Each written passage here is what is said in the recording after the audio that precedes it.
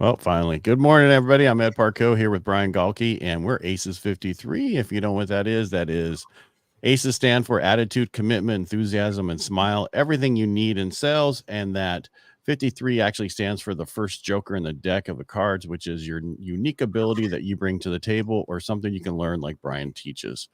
And unfortunately, Brian's been, or fortunately, or whatever you want to look at, he's been gone a lot because he's been teaching a lot. So yes. And he is actually a little under the weather today. I am losing my voice. I don't know why. It was his, birthday weekend last week, and some of us grew up and we have maybe a day if we even celebrate it anymore. But you have weekends still, huh? Well, I went to an event in California, so it wasn't really a birthday celebration, but the timing of the mastermind was right. So I went, but I went from 70-degree weather in California to now it's in the 40s and 50s in Dallas, and hence I have no voice. Well, I don't want to say I'll do all the talking, but we kind of wanted just to get on here because we weren't here last Thursday because our guest had a problem with their VA. So I guess if you have somebody handling your email, you might want to make sure they get on it faster, because something that takes a second to get back to or a few days, if they don't look at it because they're overseas and they don't look at it until 2 days later after the fact, or they took a 10 a.m. PST as I don't know what they took it as Eastern time or something, Yeah. You were talking about this where we all look at the time zone we're in only. Right. Time zone narcissism is what I call it. I put both. Yeah. I put yours in just because I know, it's easier for you. Oh, is that what it is? You can't do the math.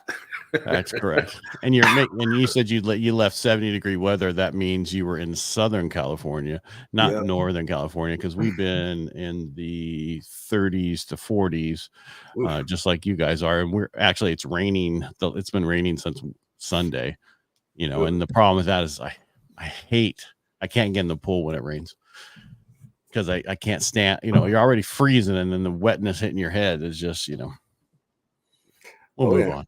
Yeah. We when I left Dallas on Friday morning, it was raining. So when I was driving to the airport, it was cold, rainy, and I stopped to get in Starbucks. Was that?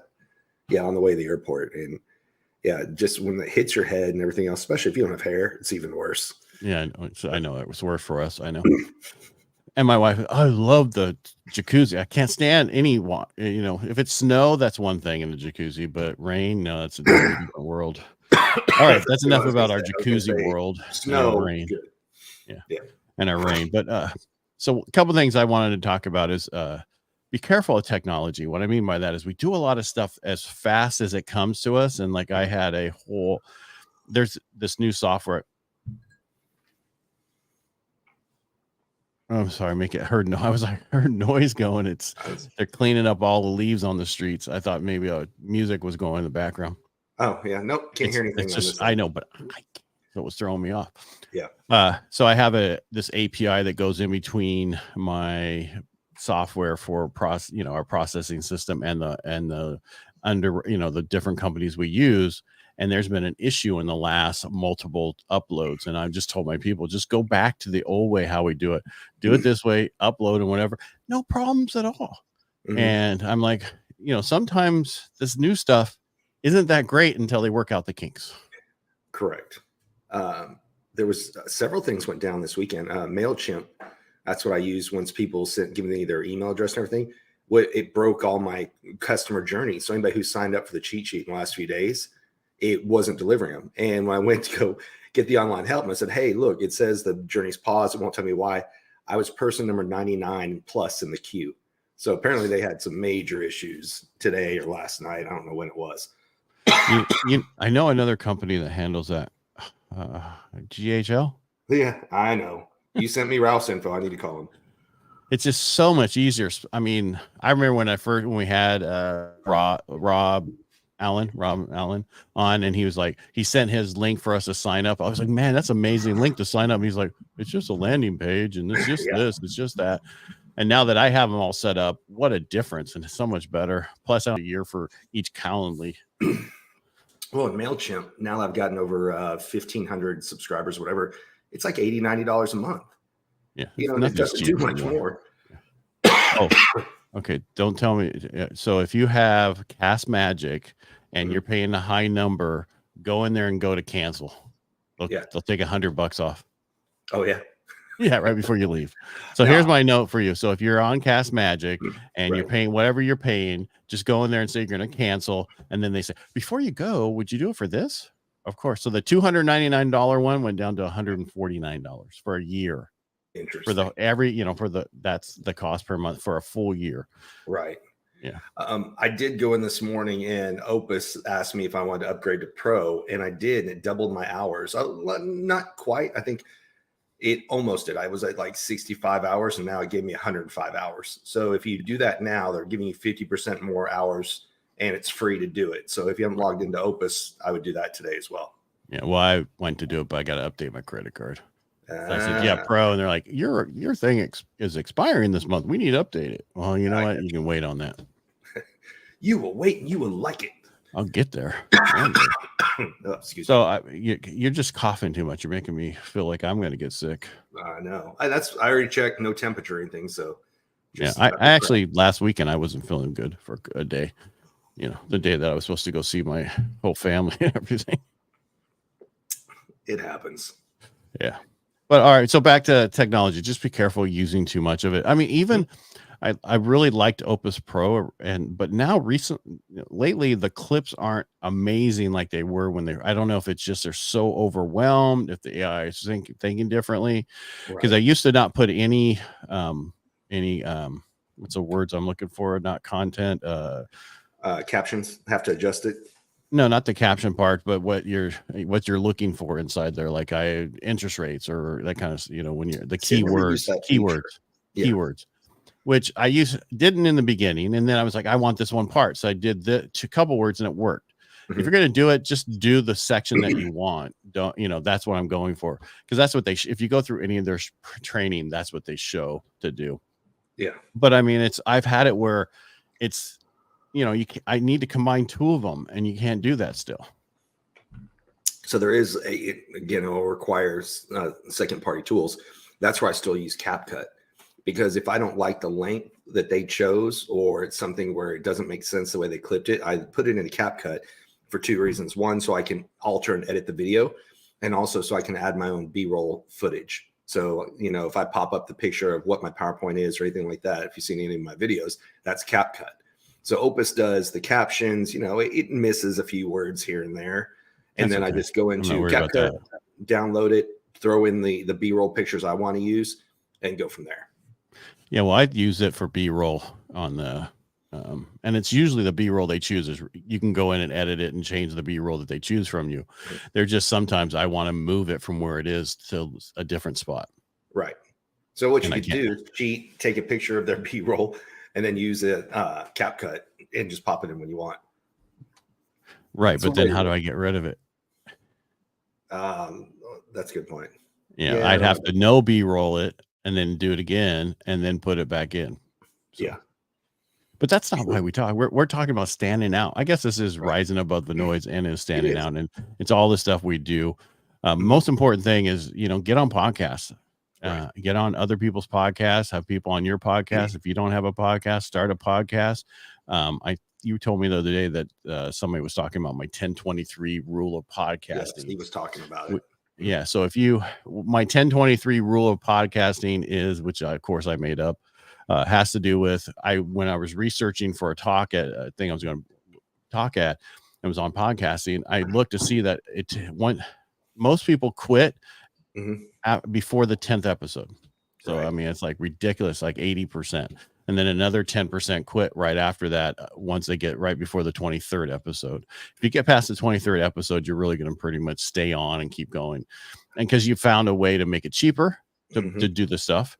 And you've worked out a whole system, or you have VAs to help you. And once you can get there, my plan, I have a whole plan for January, what my thing's going forward, what I want to do. There's certain things I'm going to keep and certain things I'm going to have my VA do. Gotcha. Well, I think to expand on what you're saying, take it one step further. Do anything to get in front of people. So is that other people's podcasts? Right.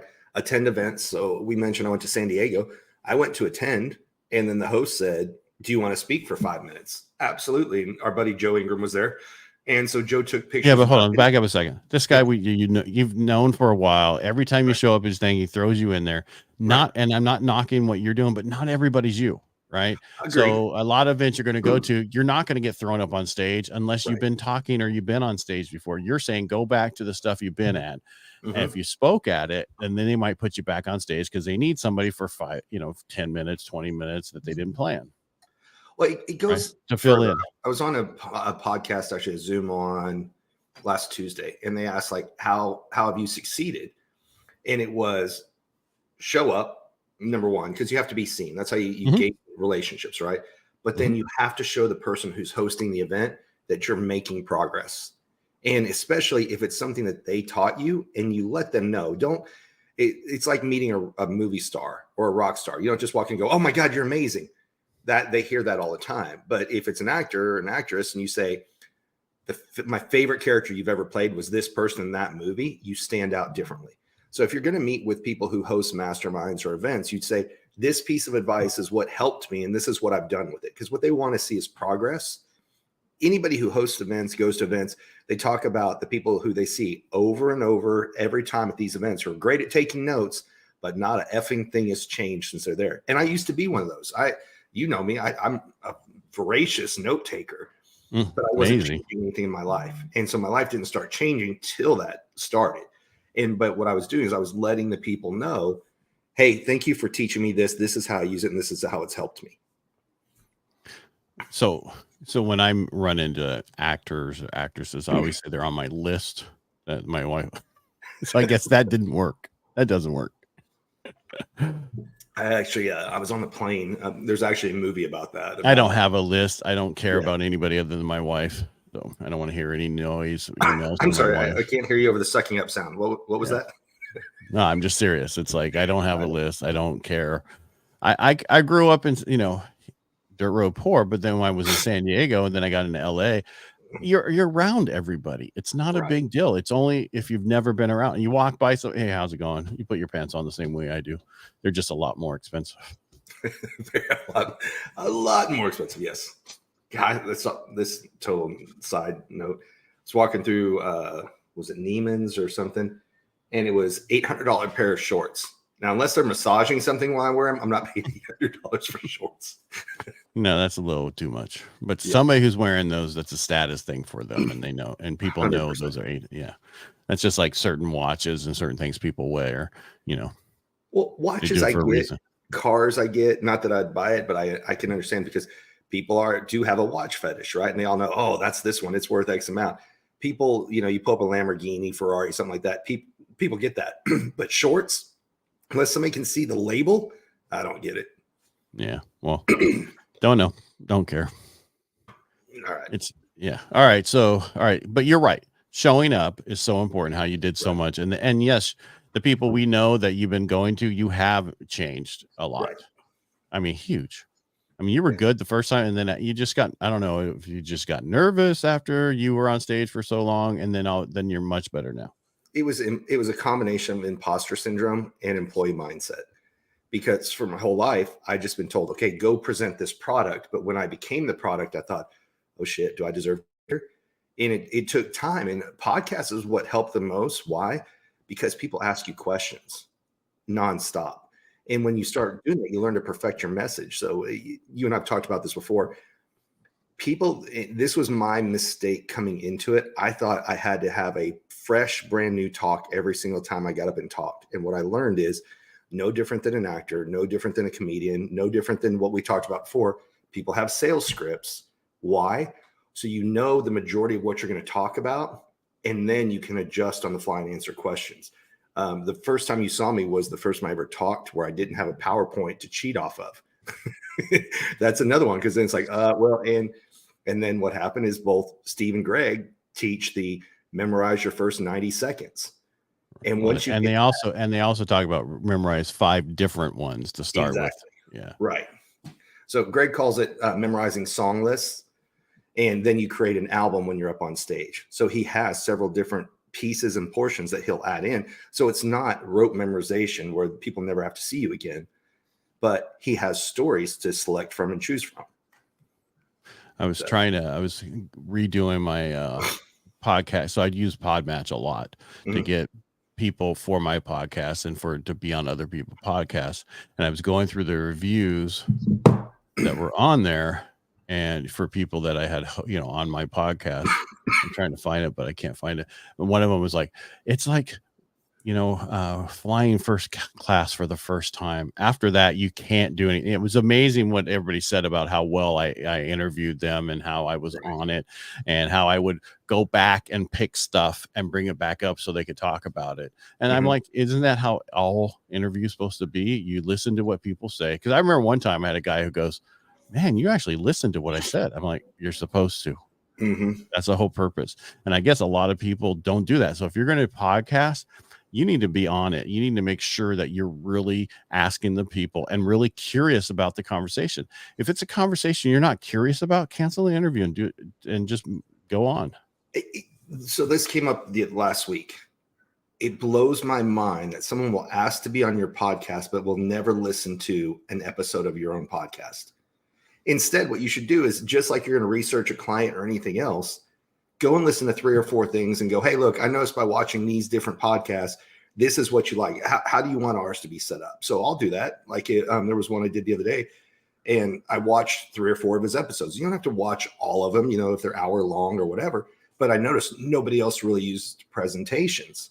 And so I emailed them and I said, do you want this to be a conversation? Do you want this to be a presentation? Do you want it to be a combination of the two? I watched these other episodes.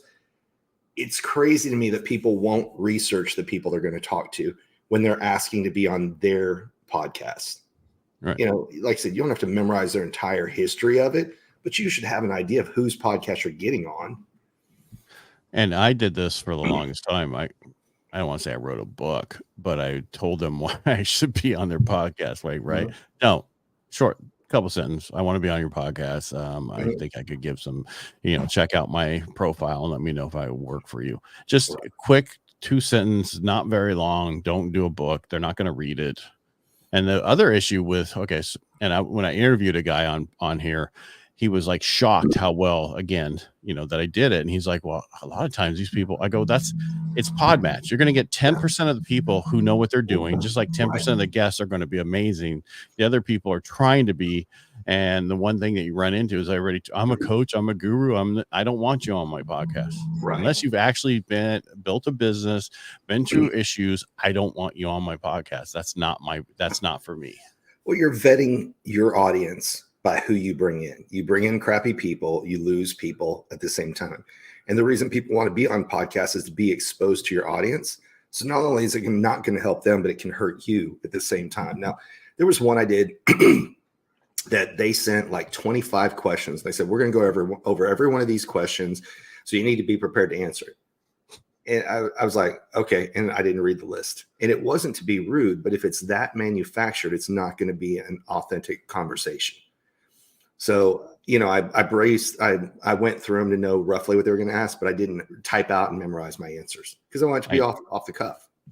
Yeah. And I don't ever ask people, here's these questions, answer them, because that's not what I want. I want to ask a few questions, understand the way your face is, right? I want to see when we're talking what lights up your face as we're talking and other things that you try to, and especially if you try to glass over something, I want to go back and dig into that to really piss you off.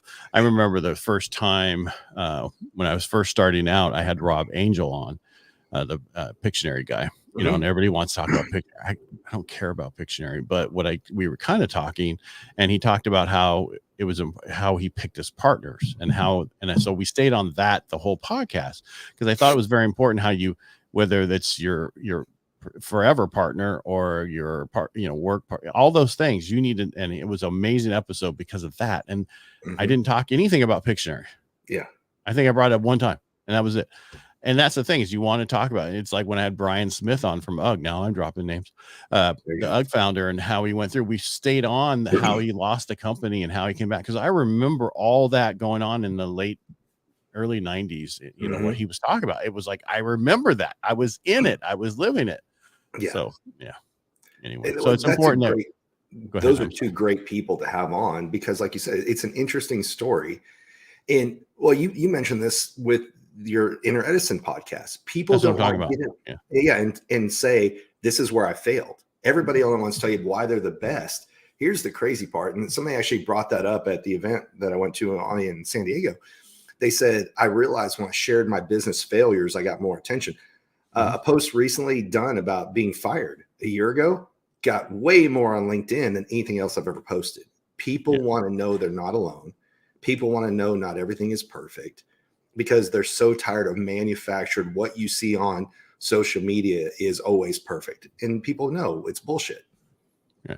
I mean, nobody knew my story until I got on radio, right? I was very private. First of all, I was the best kept secret in our neighborhood, and nobody knew my story. Yeah. And once I was on radio, they knew some of it. And then other times, and then my book had the other part of my story. And there's a lot of stuff and now everybody knows everything about me, and they understand. And it's that old statement that nobody cares how much you care until they know you, or what's that? I don't know this. Nobody care. Was it? Yeah, Nobody exactly. know. Now you got me thinking about it. Basically, nobody cares unless they know you care. Right. About Exactly. them. Exactly. So it's kind of like, you got to be more, if you want to be interesting, you have to be more interested in the other person. It's like that, basically. Right. Well, it's that whole thing. It's like, when people treat people the way they want to be treated, because people say treat people the way that you want to be treated. And I'm like, no, it's treat people the way they want to be treated, because you never know what I want, how I want to be treated. Maybe somebody doesn't want to be treated that way. All right, I'm trying to find the quote. Anyway, it doesn't really matter. I'll find it later. Well, later when you're not thinking about it. That's right. So the most important thing, and so today we're talking about podcasting and getting on them. A lot of people, I don't have time. You know what? Do a 5-minute podcast. Exactly. Just figure out most important thing that you want to. Well, who's your niche? What do they want to know? Just do a 5-10 minute, and you don't need a 30-minute, 20. I average 30 minutes, and then sometimes a little bit longer. But there's been amazing stuff done in 5 or 10 minutes. Because I was on one podcast once. The guy's like, "Okay," and we were done in 11 minutes. I was like, really? That I was on their podcast, and it was like, wow, that was fast, and I get it. I found the quote. It's, people don't care how much you know until they know how much you care. Right. Something like that. There you go. That's it. Tattoo it on your forehead. It's going to drive me nuts, so I want to go look it up. All right. So we got holidays next week. We won't be here. We'll be back in January, but we'll be here on Thursday, and then we'll be back in January. Correct. Yes. Hopefully I'll have my voice back by then. Yeah, hopefully. And hopefully you'll reach out to the person that we're supposed to have on. Oh, actually, that person that emailed me. If you don't, so wait, we'll talk offline. Yeah. I'm just saying, do that, because we already said we wanted somebody closer to what we're talking about than that person. Sure. We had to. All right. I will do that. Female. Go for female. I will. That's what I always do. All right. What else I wanted to bring up? So, I mean, the most important thing is you wanted to keep this short, and we're already at 23 minutes. Right. But again, today we're podcasting. Get on some other people's sandpits, grow your audience, but also find out really what you want to push. My big thing lately was for you to become the authority in your industry, kind of like we're talking about here. That was my big thing, because I didn't know that's what I was doing. When I got on radio, I just thought that was cool. Because not everybody can say they're on actual iHeart Radio, talk radio, KFIV, and people, how do you get on that? Well, I can teach a course on that. And then I turned that into a podcast, and I started 2 other podcasts, and then now 3 with, this one. And there's just a lot of stuff you need to do, but I would tell you, just get one podcast, focus on that, cut it up the way you need to cut it up, because there's so much you need to do, and you need help. You can't do it all. Well, that's just, podcasts are a combination of get your own message out there, plus joint ventures, because you invite people on to help fuel your audience, but also bring you new followers, you name it. It's a win-win. But going back to what we talked about, everything is about consistency. You can't just go to one event and hope people know who you are. You have to keep going to multiple events.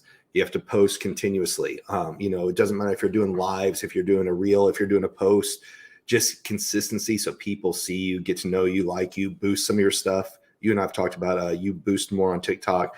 I've boosted more on Instagram. You just have to get your name out there, because we're all paying for marketing in some form or fashion. Either you're going to pay an advertising company. You're going to pay to boost stuff. You know, some people pay to have their book on the NASDAQ in New York City. It's just, how do you invest in your business to grow your business? And podcasts are a great way because it doesn't take money. It takes time. Now we mentioned some guy reached out. He's like, hey, I'd love to have you on my podcast at $6,000. Yeah, no, thanks. I'm good. Yeah. So now Alex Hermosi, maybe. Oh yeah, well, that'd be a whole other level. Yeah, it just depends. Yeah. Happy holidays. Thanks for great videos. Thank you, Edward. Robert. Oh. All right. Well, I'm losing my voice. So all right, let's call it a day, and we'll be back on Thursday. We'll send Brian to get mended and drink some. Don't talk to anybody for the next 2 days. I wish I could. All right, make it a great day. Thanks for being here. I'm gonna go. You good? Go. Do it. All right. Make it a great day. Thanks for being here. We really appreciate you. The best way you can support us is just go to our YouTube channel, ACES53, subscribe, and make it a great day. And we'll talk to you on Thursday. Thanks, Brian.